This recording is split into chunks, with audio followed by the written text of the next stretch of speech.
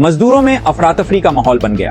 विस्फोट इतना जोरदार था कि आसपास मौजूद श्रमिक जान बचाने के लिए इधर उधर भागने लगे और इतना ही नहीं, जानकारी के अनुसार हादसे के समय प्लांट में बड़ी संख्या में मजदूर कार्यरत थे, यानी कि काम कर रहे थे। कराया गया, जहां उनका इलाज लगातार जारी है। घटना की सूचना मिलते ही जिला प्रशासन, पुलिस और राहत टीम मौके पर पहुंच गई और तत्काल बचाव कार्य शुरू किया गया।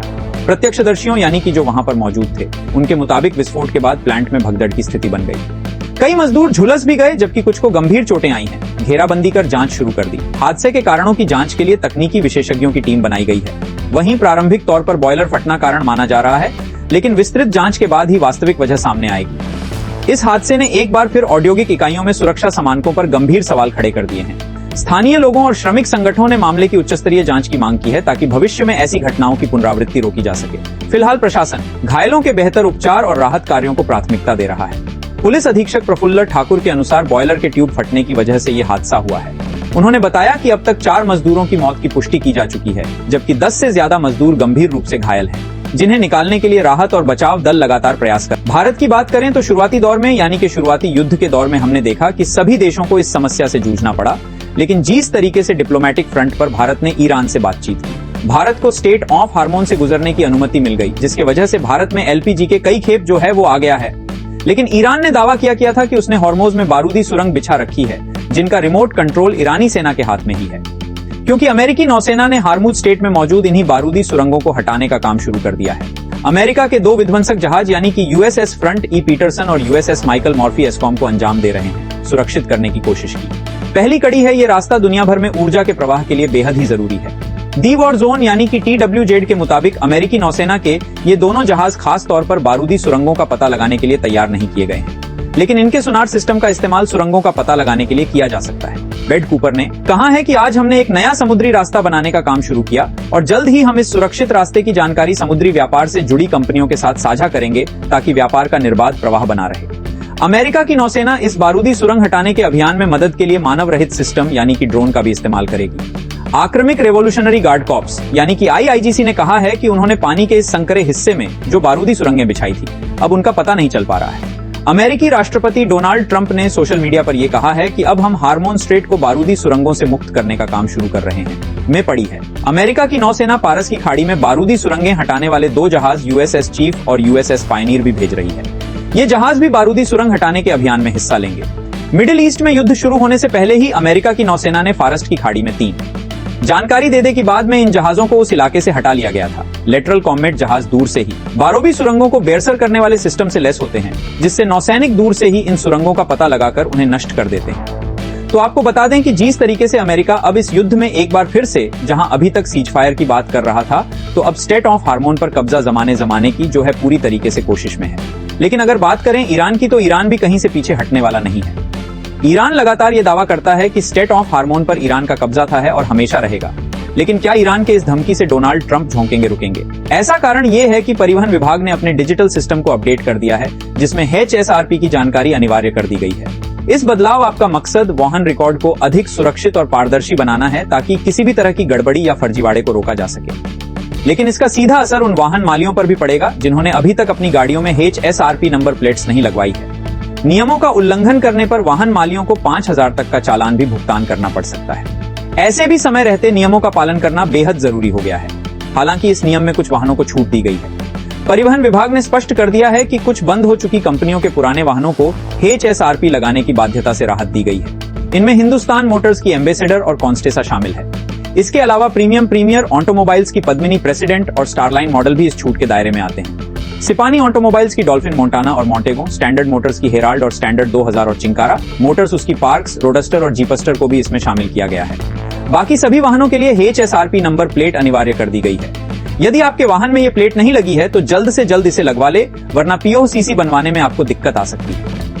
HSRP नंबर प्लेट को लेकर प्रक्रिया भी काफी आसान रखी गई है, ताकि वाहन मालिकों को किसी भी तरह की परेशानी ना हो। इसके लिए आपको सिर्फ कुछ स्टाफ आसान स्टेप्स को फॉलो करनी होगी। इसमें वाहन नंबर, चसेस नंबर और अन्य जानकारी विवरण शामिल करना होगा। इसके बाद आपको अपनी सुविधा के अनुसार तारीख और समय का चयन करना होगा जब आप अपनी HSRP नंबर प्लेट लगवाना चाहेंगे। अपॉइंटमेंट बुक करने के बाद तय समय पर आपको संबंधित केंद्र पर जाना होगा, जहां आपकी गाड़ी में नई HSRP नंबर प्लेट फिट कर दी जाएगी। परिवहन विभाग का कहना है कि ये बदलाव न सिर्फ सिस्टम को डिजिटल और सुरक्षित बनाएगा, बल्कि सड़क पर चलने वाले वाहनों की पहचान को भी अधिक सटीक और पारदर्शी बनाएगा। वाहन मालिकों को सलाह दी जा रही है कि वे आखिरी समय इंतजार न करें, जल्द से जल्द अपनी गाड़ी में HSRP नंबर प्लेट लगवा ले, ताकि भविष्य में किसी भी तरह की परेशानी या चौलान से बचा जा सके। दिल्ली से इस वक्त की बड़ी खबर बता रहे हैं। दिल्ली के रोहिणी में एक भीषण हादसा हो गया है। यहाँ झुग्गियों में भीषण आग लग गई है और एक ही परिवार के 3 लोगों की मौत हो गई है। वहीं मृतकों में 1-2 साल की मासूम भी शामिल है। इसके साथ ही संकरी गलियां होने के कारण यहाँ पे राहत बचाव कार्य में काफी दिक्कतों का सामना भी करना पड़ा था। इस वक्त की बड़ी खबर आपको बता रहे हैं दिल्ली के रोहिणी इलाके में। आपको बता दें कि मृतकों में पति, पत्नी और उनकी करीब 2 साल की मासूम बेटी शामिल है। घटना के बाद इलाके में अफरा तफरी मच गई। दमकल विभाग के मुताबिक आग करीब 1:25 पर बुद्ध विहार इलाके में लगी और सूचना मिलते ही 6 दमकल गाड़ियों को मौके पर भेजा गया। कड़ी मशक्कत के बाद आग पर काबू पाया गया। भुग्गिया बनी हुई थी और संकरी गलियां थी, जिसके कारण दमकल की बड़ी गाड़ियां घटना स्थल तक नहीं पहुंच सकी, जिससे राहत कार्य में काफी दिक्कत भी हुई। दिल्ली फायर सर्विस ने तीनों शवों को बरामद करके पोस्टमार्टम के लिए भेज दिया है। मौके पर स्थानीय पुलिस, बिजली विभाग और अन्य एजेंसियां मौजूद रही। फिलहाल आग लगने के कारणों की जांच की जा रही है। दमकल अधिकारी ने बताया है कि झुग्गियों के बीच जमा कबाड़ में आग लगने से यह हादसा हुआ। उन्होंने कहा कि आग अब पूरी तरह से काबू में है। आपको बता दें कि आग की लपटें इतनी तेज थी कि लोगों को संभलने का मौका तक नहीं मिला और मृतक परिवार बाहर नहीं निकल पाया। वहीं मृतकों के रिश्तेदारों का आरोप है कि आग लगाई गई है, जिस कारण इतना बड़ा हादसा हो गया है।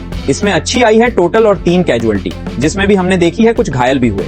सर लोग नहीं घायल कोई नहीं है, वो 3 ही लोग इसमें बताए हैं रहते थे, बाकी लोग यहाँ पर कोई नहीं था। अब स्थिति की बात करें तो वो कैसी है? 2530 साल का तो मर होगा। क्या लगता है आपको, ये किसी हाथ लगाई गई है या फिर क्या वजह रही आगजनी? कुछ ऐसा, ये ऐसी आग लगाया गया। आज ऐसा अचानक आग नहीं लग सकता, किसी ने लगा है। आप लोग यही पास में ही रहते हैं। जैसे मेरे पास कॉल मिली, मैं आपको 10 मिनट मैंने पहुंच चुका, तो यहाँ पे आते हुए पीछे आर पहुंचा हुआ था और 4 एम्बुलेंस पहुंच चुका था।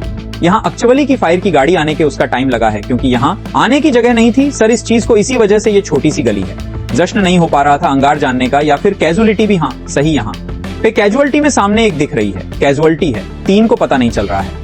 सर, यहाँ पे अभी दावा किया जा रहा है कि एक परिवार आग की चपेट में। हाँ, एक पता दवा भी दिया था कि एक परिवार अंदर दबा होगा, पता नहीं चल रहा। उनकी राजधानी इस्लामाबाद में अमेरिका और ईरान के बीच हुए शांति वार्ता पूरी तरीके से फेल हो चुकी है। देश वापस लौट गए। अमेरिका और ईरानी अधिकारियों के बीच 1 दशक से भी ज्यादा समय के बाद पहली बार कोई सीधी मुलाकात हुई थी। 1979 की ईरानी इस्लामी क्रांति के बाद की ये सबसे बड़ी बातचीत थी।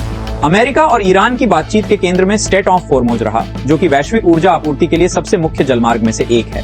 इसी के साथ आपको जानकारी दे दे कि अमेरिका चाहता है कि ईरान अपना परमाणु कार्यक्रम रद्द कर दे।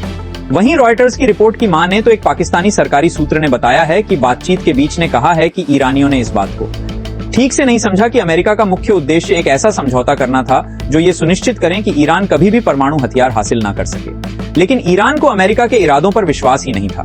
इन सभी बातों को लेकर ईरान की सरकार की तरफ से कोई भी टिप्पणी सामने नहीं आई है। ट्रंप ने ट्रुथ सोशल पर पोस्ट शेयर करते हुए यह भी दावा किया कि अमेरिका ने ईरान के जहाज तबाह कर दिए हैं। तो ध्यान रहे कि ईरानी विदेश मंत्री के मंत्रालय के प्रवक्ता ने वार्ता के बाद कहा था कि इस्लामाबाद में अमेरिका के साथ हुई बातचीत में कई बिंदुओं पर सहमति बनी है। हालांकि था कि वार्ता अविश्वास की माहौल में शुरू हुई थी और एक ही बैठक में समझौते होने की उम्मीद कम थी। वहीं डॉक्टर फारूक हसनात कहते हैं कि पाकिस्तान ने इस पूरे विवाद में खुद को एक तटस्थ पक्ष साबित किया है और यही वजह है कि दोनों पक्ष इस्लामाबाद आने के लिए तैयार हैं। उनका यह भी कहना था कि पाकिस्तान की यही कामयाबी बहुत बड़ी है कि उसने दोनों ऐसे पक्षों को आमने सामने बिठा दिया जिन्होंने 1979 के बाद कभी सीधी बातचीत तो नहीं की थी। पाकिस्तान के विदेश मंत्री ने उम्मीद जताई है कि दोनों पक्ष युद्ध विराम के लिए अपनी प्रतिबद्धता जारी रखेंगे। हुई कठिन बातचीत, लेकिन सकारात्मक वार्ता के कई दौर में उनकी उम्मीद, उनकी मदद की गई।